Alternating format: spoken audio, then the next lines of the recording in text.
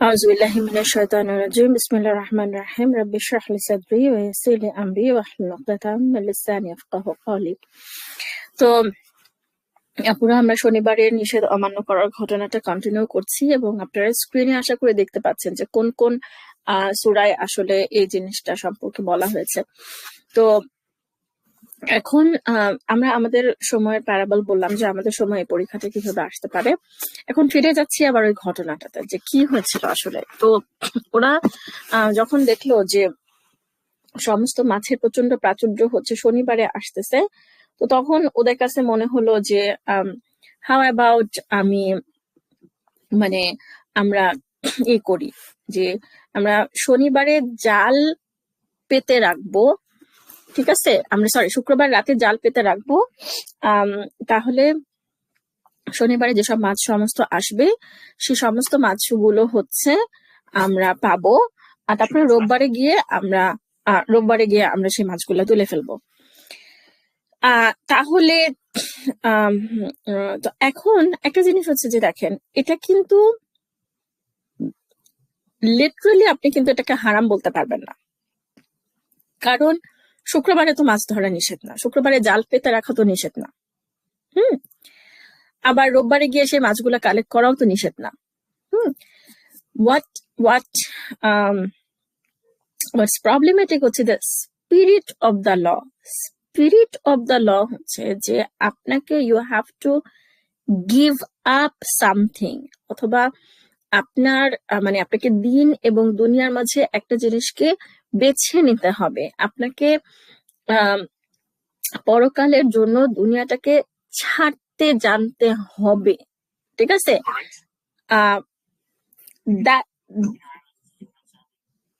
That is what হচ্ছে যে the theme, ঠিক আছে, দ্য থিম। তো সেই জন্য আমাদের এখানে যেটা হয়েছে যে এই জিনিসটা যে প্রবলেমেটিক সেটা ওরা নিজেরাও জানতো, যে আল্লাহকে ফাঁকি দেওয়ার একটা টেন্ডেন্সি, ভাবখানে এমন যেন আল্লাহ বুঝতে পারতেছেন না যে ওরা এই মাছের যে ফ্লোটা আসতেছে সেই ফ্লোটাকে ওরা ক্যাপচার করতে চাচ্ছে। এবং আমরা অনেক সময় এরকম আল্লাহকে ফাঁকি দেওয়ার চেষ্টা করি, সেটার উদাহরণটা আমি পরে বলবো। কিন্তু এখানে হচ্ছে যে দেখেন যে এখানে 3 ধরনের মানুষ ছিল। একটা হচ্ছে যে যারা এই কাজটা করছিল, এগেইন আকাম কুকাম বা খারাপ কাজ কিন্তু একটা সোসাইটি সবাই করে না। সো 3 টাইপের মানুষ ছিল। একটা হচ্ছে যারা এই কাজটা করছিল, আরেকটা হচ্ছে যে যারা এই কাজটা করে নাই, নিজেরা করে নাই, এবং যারা করতেছিল তাদেরকে বাধা দিছিল।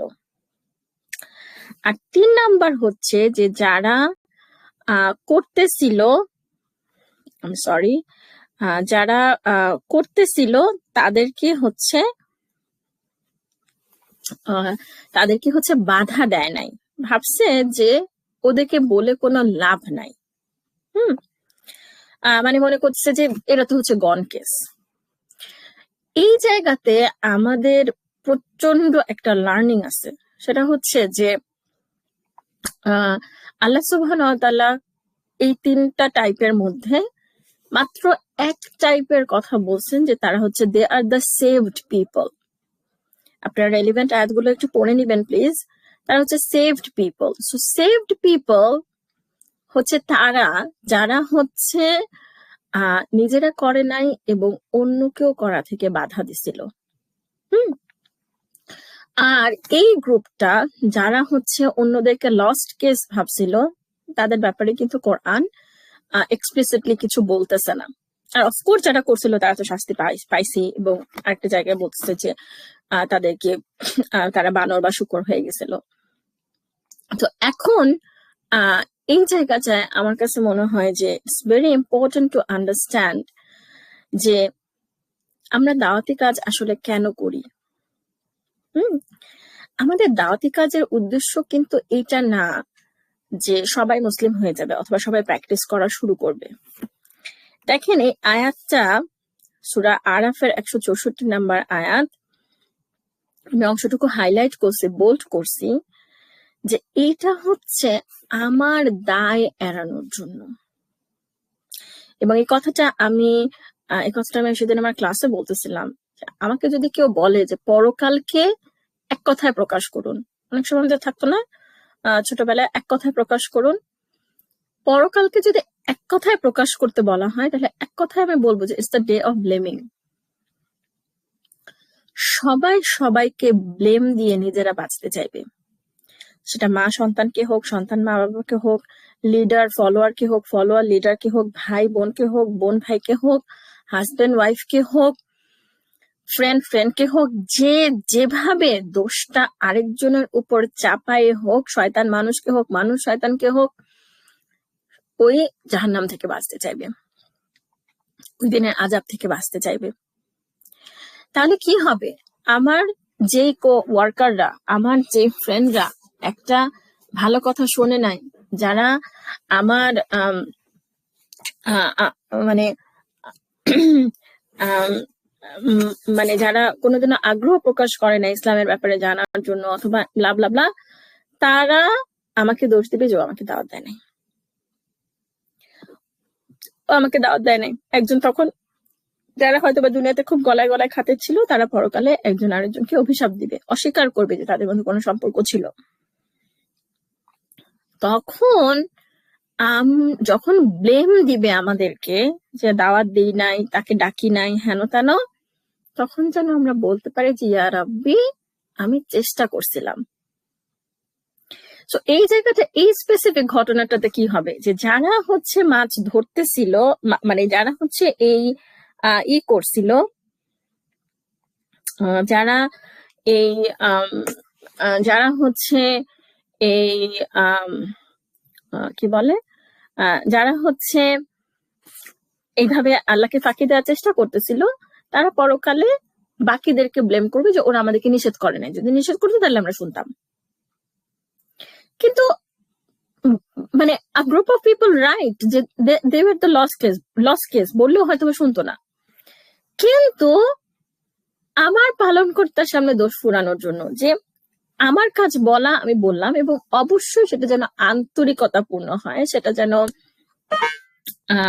না হয়, সেটা যেন খুব কৃত্রিম না হয়, শ্যালো না হয়। সো আমার কাজ আন্তরিকতা দিয়ে চেষ্টা করা, এরপরে ওরা আসলো কি আসলো না সেটার জন্য আমি দায়ী না। এবং দিস ইজ সো রিলিভিং যে আল্লাহ সুবহানাহু ওয়া তাআলা আমার চেষ্টাটাকে দেখেন, ফলাফলটা না। এবং লাস্টলি যে আল্লাহ সুবহানাহু ওয়া তাআলার সাথে ফাঁকি দেওয়ার, আমি আমার যে কোর্সটা নেই সেখানে আমি একটা কোশ্চেন করি যে আল্লাহ সুবহানাহু ওয়া তাআলাকে ফাঁকি দেওয়ার অর্থ কি?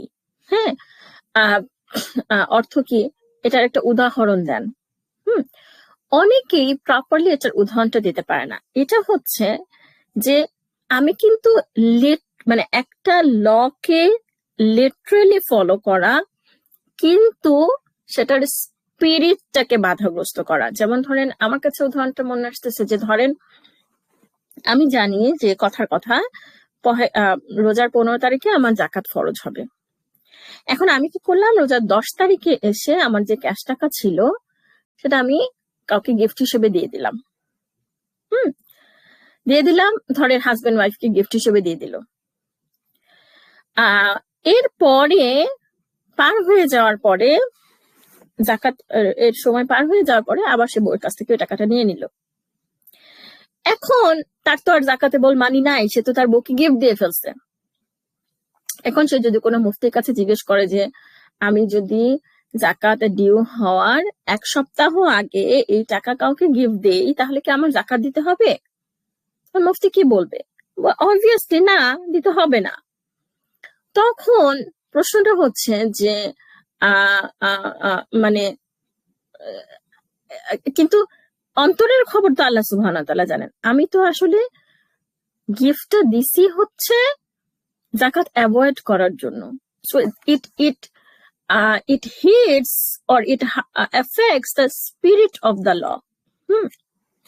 So a literal interpretation of the law and understanding the spirit of the law, এই জিনিসগুলো আসলে মানে খুবই স্কলারলি লেভেলের কাজ। এগুলো আসলে নট অলওয়েজ এটা আমাদের না,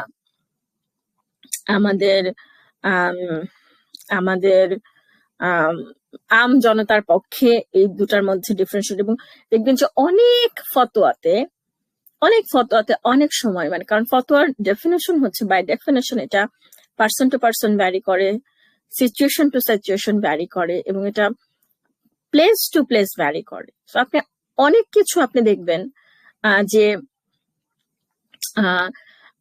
মানে কি বলে, আপনি মানে একজনের জন্য একটা জিনিস যেটা অ্যালাউড হচ্ছে আরেকজনের জন্য সেটা অ্যালাউড হচ্ছে না। স্কলাররা এই জিনিসটা অনেক সময় হয়তো একটা জিনিস অ্যালাউ করেন, কারণ হচ্ছে যে স্পিরিট অফ দ্য লটা তারা বোঝার চেষ্টা করেন rather than the letter of the law. এবং লাস্টে আমার মাথায় যে উদাহরণটা আসছে সেটা হচ্ছে যে ধরেন আমার মনে আছে একবার আমি ইসলাম কিবেতে একটা ফতোয়া এরকম পড়ছিলাম, যে সেখানে সে বলতেছে যে ওয়েস্টার্ন কান্ট্রিতে ক্রেডিট কার্ড ছাড়া নাকি সার্ভাইভ করা সম্ভব না।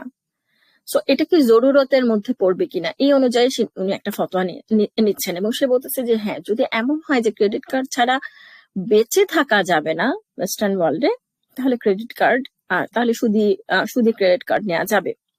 এটা একটা ডিটেলস আলোচনা, এটা আমি আমার এলম ইনস্টিটিউটে যে ডেট ট্র্যাপ কোর্সটা আছে সেখানে আমি ডিটেলস এক্সপ্লেন করেছি। That's a paid course. কিন্তু আমি এমনিতে আমি আপনাদেরকে একটা কথা বলছি, সেটা হচ্ছে যে মানে ফতোয়া শপিং আমরা করছি কিনা, সেই জিনিসটা কিন্তু আমরা নিজেরা নিজেদেরকে জিজ্ঞেস করব।